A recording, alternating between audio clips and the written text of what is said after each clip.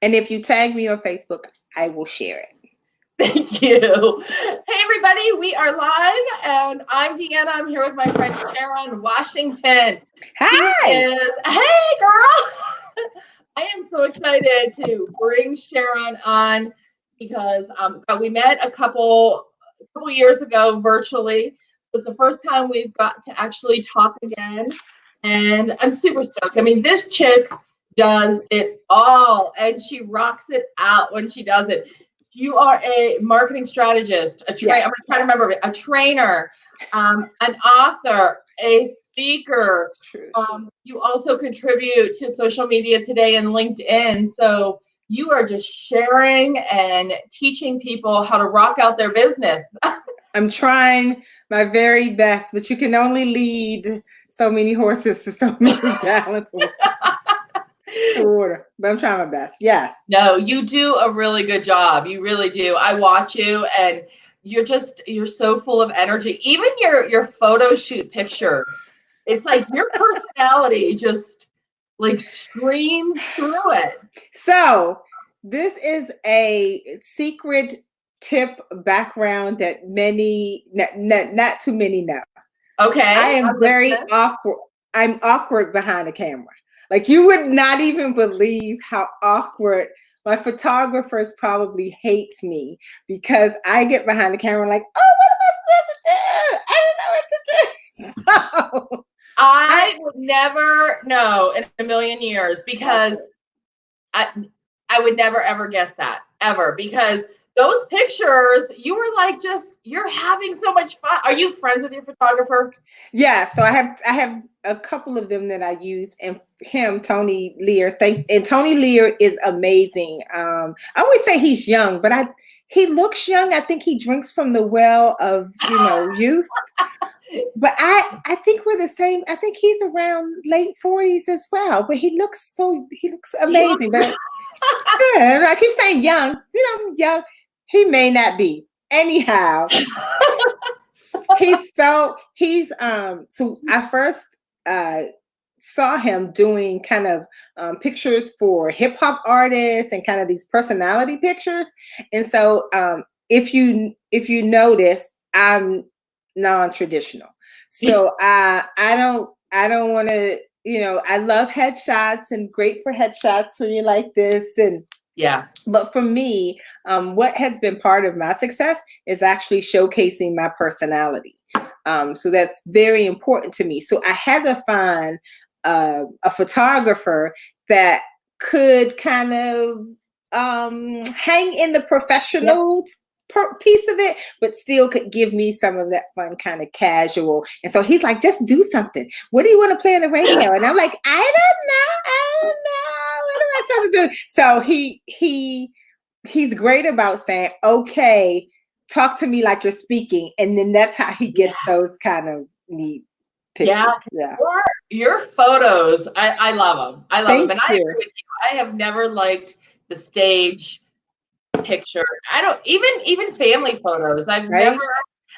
I mean, I think when my boys were little, I did the stage photography. I would take them there, but then after that, I just appreciate the real life moments. And your photos that you do, your branding photos, are just on point with that.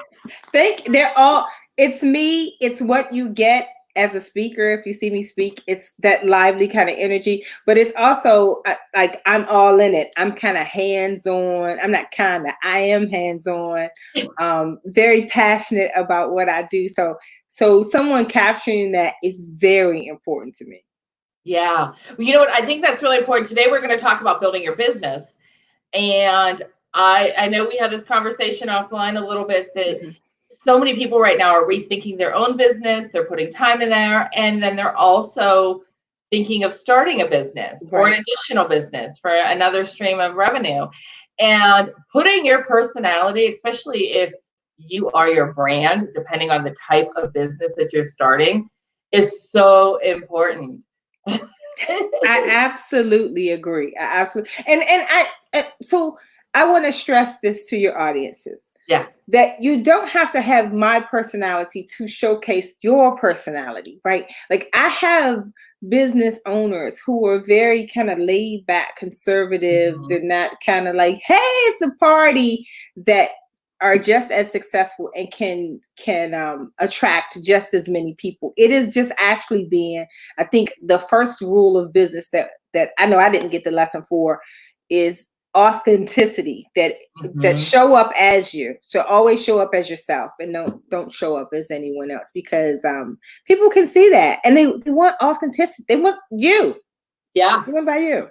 They definitely do. And I've been doing these lives for a few weeks now. I Uh-huh. started when everybody went on to lockdown, in a sense, just to help businesses, and um, that has been a theme, being authentic with everybody who's been on here, is just being who you truly are and not trying to be somebody else or something that you're not, because people will see right through it. And Always. they're going to see right through it. They're going to know that you're not really being true to you. So that's really important. So if I'm a business owner, right, or I'm not a business owner, I'm thinking of starting a business, because that's where a lot of people are right now. So what would you say, like, how do I get my business out there? So even before you start a business, think about what you're willing to invest to make this business successful. And success is subjective. So I don't mean $1 million Yeah. business if it's not $1 million business, but think about how much money, because that's what it's about, you want to make versus how much money you're willing to spend to make that type of money. And if you're not willing to actually invest in kind of getting to the success that you want, then you probably shouldn't start a business. Now I know that I have to be honest, like, right? And I'm glad so you're saying that, because I I have not heard that before, but obviously it's very true. I've seen it before, but I've never heard somebody actually say it. I believe So it. And I'm not stopping anyone from wanting to be in their dreams. I'm not a dream crusher, but some dreams are hobbies, and some dreams are really business. And out here, and the reason why I say that this is so prevalent to think about cost and investment in the beginning is because the marketplace is so saturated. yeah, So if you're jumping into a market, first of all, they don't know you. So you're going to have to build your audience. It's going to take a cycle, sort of patience to actually get to that winning combination of success of whatever that looks like for you. So I would say, think about how much you want to make versus how much you're willing to spend. I've had clients come to me that say, hey, I have these widgets that I want to sell, and I want to make $100,000 in a year. I want to do 6 figures. Yay, right? So I want to do 6 figures. So I'm like, oh my God, you want to do 6 figures, but you can't produce because it's just you. yeah, You're not willing to expand the production to make 6 figures. You don't have the capacity. And so yeah, sometimes that feels crushing. But yeah. it's a moment of clarity that says, okay, not just because you don't have it doesn't mean you can't get it. So I would say, think about cost versus investment, or profit versus investment. Yes. And I experienced this firsthand. 10 years ago, I actually left a corporate job to work out of my home as a single mom to be more present for my boys. I had no idea what I was going to do. I just knew that I needed to be in my home more than what I was with the hours that I was working. And so I started I started baking out of my house, and I baked cake pops, right? Well, it grew, and I was shipping nationally. I had corporate accounts, right? And everybody was like, "You're doing so good." Like, oh, and Yeah. I had a ton of clients. I was doing as much as I could possibly do.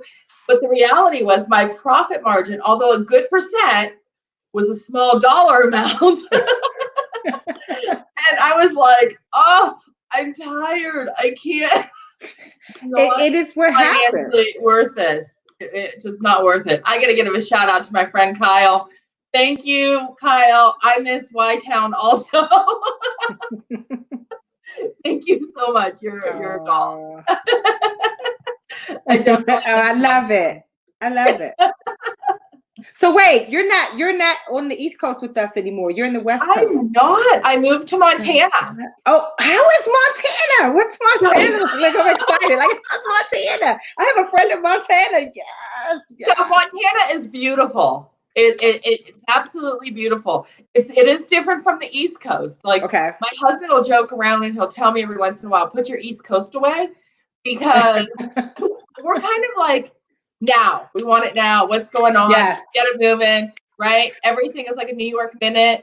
We move a little bit faster. They're very laid back. They're very, which is nice. Like, this would be amazing to retire in Montana. Okay. Because their stress level seems to be lower. I mean, they're hard workers. I don't want to say that they're not hard workers. I'm just saying that we are much more uptight on the East Coast. Yes, it has to be. We are. That. Yes. We are. It's true. But so it's different. It was hard kind of adjusting to that, because I'm so used to just going 100%. Kyle's laughing, saying I'm in the witness protection. I'm not. Well, she told where she was, so like. I'm not. Some days it feels like it, because I don't know a soul here. but no, I am. I am meeting friends and meeting people, and it's kind of funny, but it is different. It's absolutely. It's just beautiful. It really, really is. If you've not visited Montana before, I would highly recommend checking it out and just seeing how awesome it is. I love scenery, and I think about my. Ginny is she is an East Coast New Yorker who lives now in Montana, Billings, which is the same area. We connected online, and she sells wine. Oh, nice. Right, that's a good friend to have. She sells wine. That is a very good friend to have. East Coast girl too, so we laugh about being East Coasters out here in Montana all the time. What's the wildlife like? Like, do you have cougars? See, me moving is dependent on what type of wildlife is in different areas for me, right? I'm a city girl, so like. It's different.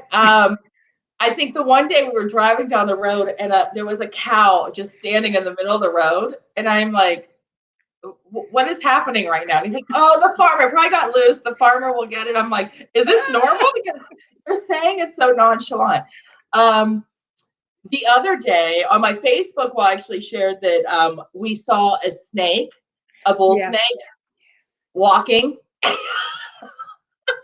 So there are mountain lions, and I've never seen a mountain lion or a bear, but they talk about it like it's not that big of a deal. Like, and I'm like, oh my gosh, I hope I never see one. I just no, thank you. Yeah, no. A fox, deer, probably a raccoon is probably as exciting as it, and maybe a garden, like a green snake here and there, because I hike. But see, yeah, it's a little different when it comes to that, but it's cool to experience. It definitely is. Great. Yeah, and it's interesting. It's interesting shifting business from one coast to the next. Right. You know? Right. How so? Look, and now I'm asking questions. I'm like, are you interviewing me? No. Okay, so let's get back to business. We can talk about Montana later. But okay, so to answer your question, to sum up, yes, people should think before you start a business, the people that are thinking about a business, so which is very important at this time. I don't want people to think that the out is the business because of the job market. Oh, so, that's good. Right? So that's good. If you didn't say that one more time. So don't think the out is the business because of the job market, because you are getting into another space. Each has its own challenge. So I never do this kind of defense of entrepreneurs versus professionals, because each has its own challenges. Absolutely. And I've been both. And sometimes at the same time. And what I do know is that if you are not ready to live like you're in COVID every day, you may not want to be an entrepreneur, because part of this is peaks and valleys, and there are talk to any entrepreneur, they'll tell you that they have slow periods. Oh yeah. Microsoft, a business, small business, big business, slow periods happen, and it happens on the more larger business you are, the the more challenging it is, because the more money you're losing. You feel it. Right? You feel it. You still feel it. So uh, think about this as side hustle. Maybe start like, if someone would have told me, I might have started out kind of making my my job pay for invest in my business, Yeah. and do my business a little slower and grow it and start to duplicate me, instead of going, I want to do this by myself and I quitting my job today. Hey, you know what? If I would go back, I would probably do that too. I did. I just jumped, Yep. and then I knew I loved the entrepreneur life, and so I climbed and climbed and Yes. fell and got up and climbed again, and it was hard and longer. And I think if I could go back, I would have done it as a side hustle, built that credibility, and grown that following, and then easily transitioned Exactly. into it. But I don't do things easily all the time. I think it's the entrepreneur way. I think entrepreneur, like, if it's in you, you go, bam, I'm Right? just gonna do it. It's gonna happen. And that's the good side of it. And so there's like no right way to do this. Right. However, more challenges come if like, for example, although it seems like, hey, this is a great time for me to start my business, it is, because you can think about it, you can plan it, you can build it out. Yeah. This is a buying market, a buyer's market, but not a buying market. So like, the buyers are there, but there's a lot more suppliers than there are demand, and they're not buying so much, right? So you may feel a level of defeat, because this market is going to be kind of tricky, and nobody knows when it'll, be able to recover. Even if in 2 weeks people are going back out, we don't know. It's too much uncertainty. Right. It might be a second wave. It could be a third wave. So much information is going around. Right. So I'm a risk taker. Like, Yeah. I'm I think that's part of being an entrepreneur. I'm a risk taker, but I still channel some of my mother's, and she still tells me this: be safe, right? So think about how much risk you're willing to take, and be safe at the same time, like comfortable. Yeah, that's good advice from your mom. I know, right? And happy birthday to your mom Yes, if she's watching. thank you. Happy birthday, Mom. 2 days ago. So yeah, 2 days happy ago. birthday, Mama. You said this isn't really a buyer's market right now. It's a buyer's market, but it's not a buying market. So buyers. So what that means, if you're outside of real estate, what it means is that the buyers can actually dictate pricing, services, things like that, and it's because of this supply and demand. There are more suppliers than it is a demand for whatever service you have, and I mean that totally, right? Yeah. So now we're seeing a lot of free webinars and things like that, which I would suggest to not do. So I think you should get out. If you're a current business owner, or you think about going into business and you're going, I'm going to give out free information. I think the better way to give out free information than to give out a webinar is to actually either do something like this, like a podcast, or actually write stories and send your information out. That way it can work for you from a PR sense. You get seen, you're building credibility and things like that. Because I think now the market is getting oversaturated with everything free, which will make people used to this space of free.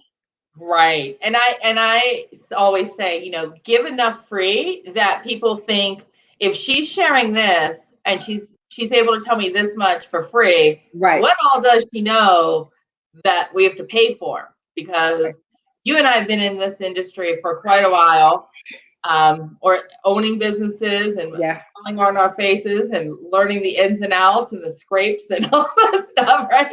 Yeah, bruises, arms cut off, limbs chopped off. Like, what am I gonna do? What am I gonna do? Yeah, sure. That we've figured out a lot as far as how to help businesses grow, and there is a lot that we keep for our paying clients. Absolutely. So that is really important. But you do have to become the expert, whether it's right now during this pandemic time and you're just trying to get yourself out there, or if it was before this or even after this, right? You and I both work really hard to be the expert in our industry. And what are some ways that we can do that people can do that you do that? Okay. So first, you should be reading every day, at least 30 minutes a day about your industry. This is going to help you do like multiple things. So so when I was coming up in marketing about 26 years ago, wow, things just fly by. We get the newspaper, right? Or you got your industry book, printed book, whatever that was. Now you have the opportunity to get alerts in your industry and start to read articles where you're becoming more educated about what's happening, what's trending. I think what sometimes there's a misconception that you have to be the expert on all things within your industry, and that's not the case. Think about singular lane. Like, for instance, don't talk to me about sales because I'm not a salesperson. I'm a marketing person, right? I'm not a PR person. Even though I teach PR, it's still not my expertise because I'm looking at how to gain leads all the time. So I would say that the first thing to do is be educated in your industry and do that 30 minutes a day. Like when you're drinking your coffee, start to read, whether it's online or it's in print, start and read about your industry. Next, I think it's important to build relationships. Oh, I'm big on relationships, like authentic relationships, not the one like, hey, how you doing? But more so, what is it that you're doing that can create some synergy between the both of us, that I can help you, you can help me, or we work together, or something that's building kind of that real energy piece and not just this passive hello. So I would say that the simple way to do that is we're all on social media. I'm pretty sure you're on social media and you have friends that you have no idea who these people are. Like I know in the beginning I started to collect friends, right? So don't be a collector. Right? So what I do every day is I go actually during the birthdays and see who these people are. And if I don't know you, I'll go to your social media page and see if I want to know you. If I felt like it was a mistake, I'm deleting you. If I don't know you and I feel like there's some synergy, I'm going to inbox you and say, hey, let's have a 15-minute call. If they don't respond within a week, I delete them. Because I'm serious about making intentional connections. So in your social media pieces, you want to leverage your connections, but in order to leverage connections, you got to create the connection. So make sure you're cleaning out your social media platform. I think that's really, really good advice. Facebook has always been just my friends. LinkedIn, I did that. And now I'm cleaning up. And I like the birthday idea because that makes it so much easier because I always lose my place. Right. where I started. So I like the birthday idea a lot. But, it is important because I like that you're reaching out and saying, hey, 15 minutes just to chat, right? You're not trying to sell them anything. You just want to get to know a little bit more about them. And if somebody doesn't respond in a week, they just they're not present. I mean, that's just courtesy. No, I'm not interested. And then not looking at so I think people feel like, oh, I have to keep these friends because then when I have something to sell or something to show, right? they'll be there watching. Okay, so check your algorithms here. So in any of these places, if you have no connection, no likes, no inbox, if the computer does not recognize that you all have actually made a connection, they don't see anything anyway. So or it's further down the line, like it's not anything that's going to be immediate that is going to be important to you. So I actually say hello to my friends. If they're up on chat, I go and I say hello. And if anyone knows, if my friends are checking this out, they know that, oh, I can rely on Sherron to say good morning some way or somehow. I mean, I have a good list of about 50 to 100 that I rotate every month where I'm just saying hello. That's awesome. Yeah. But that's what it takes, right? That's exactly what it takes to build your business, is what Lori's saying, right? Being authentic, and you said it as well. And, to actually do some work, right? Build those connections, read, educate yourself on your industry. I think those are all great facts. I mean, you absolutely have to do that. It's important to me. It's important. Getting people to know you, if they know, like, and trust you, then they're going to buy from you, or they're going to refer you for people to buy from you. See, they're going to trust you. So I don't have to do all of this. Once I've gained momentum, and I have, like, we talked about that. I appreciate you for even noticing that, things are coming up, and it has. But once I've established myself, it's easy to get, like, that's real influencing marketing. Like, people influencer marketing. So it's exciting to me that people believe in me, but more so, they believe in me so much that they're sharing. And I couldn't do that without building a relationship. Oh, that's good. That's good, because we can't do it alone. It's not, none of us can do it alone. We need, and I know a lot of people are feeling that right now with this whole pandemic, that we need each other a lot. But in your business, we all need each other too. We can't do it alone. I am so grateful for the community that I have when I'm having a bad day, that community, that circle of trust that you can reach out to, and you're allowed to tell them what a crappy day you're really having in your business.